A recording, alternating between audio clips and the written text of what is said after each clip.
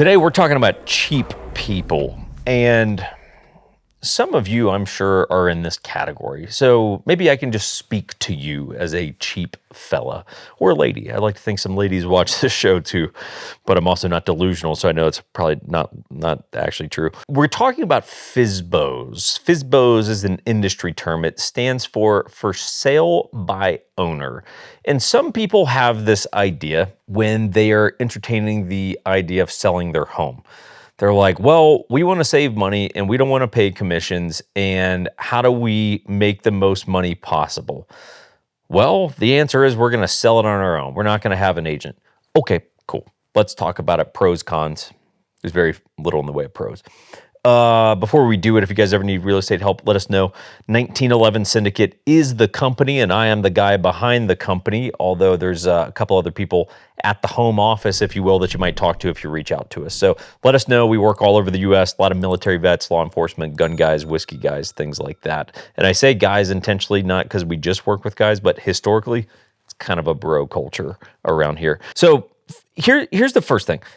This plan is truly reserved for the cheap people of the world who will be like at the dollar store and they're going to haggle on price.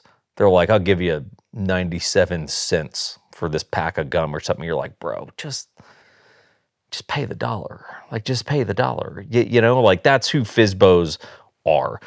And the first question you really have to look at is how much are you actually saving here? Because I can tell you it's not what you think you're saving.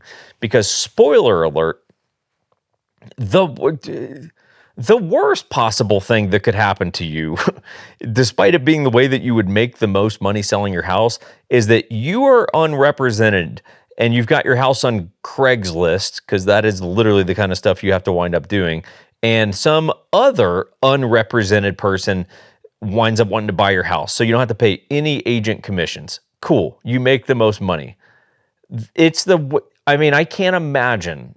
Just shoot me. If it's between doing that plan and shooting me, shoot me. Like I'm cool with it. Just in the knee, not like in the face, but in the knee. You know, 22 long rifle, nothing like big bore or anything like that.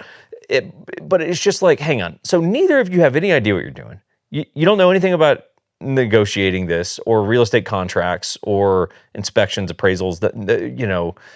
How are you guys expecting to do this? Because you're both cheap. That's why you're both unrepresented, because you're both cheap, which is weird because the buyer doesn't even pay commission. So I don't know why they're unrepresented. But that's your, I guess, most profitable scenario. The reality is if you're selling your home, you're still going to wind up having to deal with a buyer's agent, right? Because it's just how it is. So because the buyer, I'm telling you guys, like 99 times out of 100, the buyer in that scenario is still going to be represented by an agent. So now you, as the for sale by owner, are either going to say, we're not working with a buyer's agent. Cool. Have fun with that disaster. Or you're going to say, great. So we have to pay a buyer's agent, but we don't have to pay a seller's agent because we are the sellers. So what'd you save? Half? I mean, what did you save? Half off the commissions? Not even like the full thing. You saved half now, but you still have a giant pain in the ass on your hands. So it's a bad idea. But here's the deal. Here's some considerations if you're going to sell your house by yourself. How do you know how much it's worth?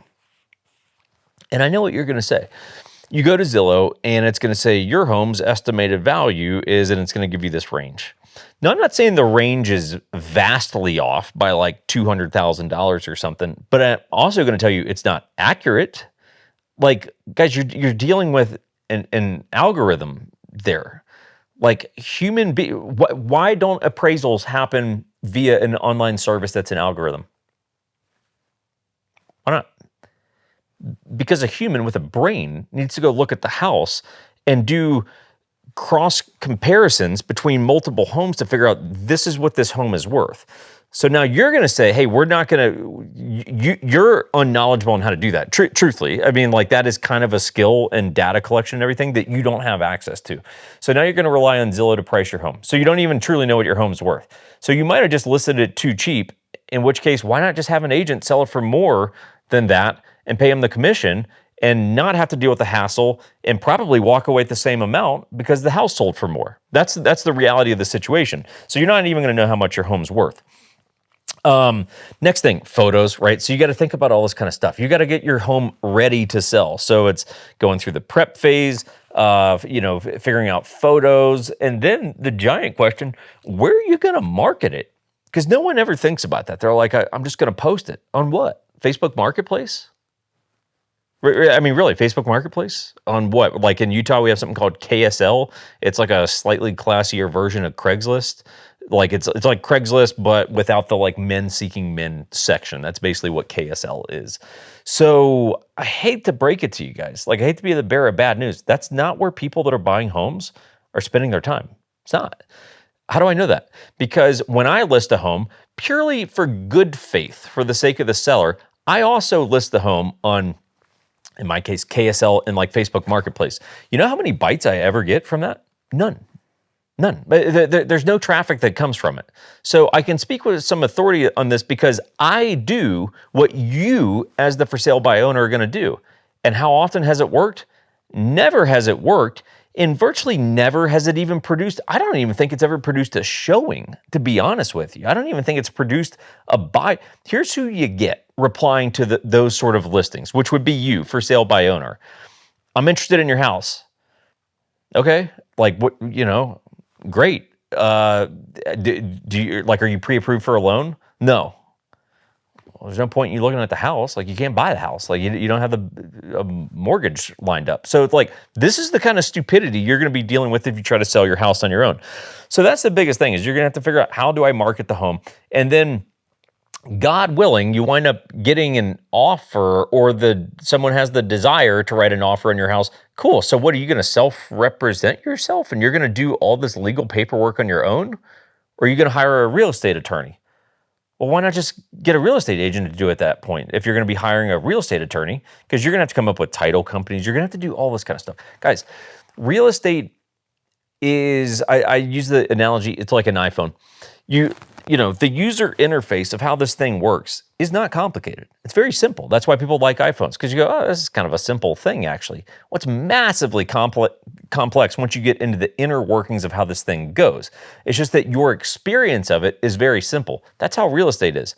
Complicated as hell, man. I mean, you're dealing with underwriters and title reps and closing departments and inspectors and appraisers and all this kind of stuff that you go, look, I am only going to tell you what you actually need to know as my client.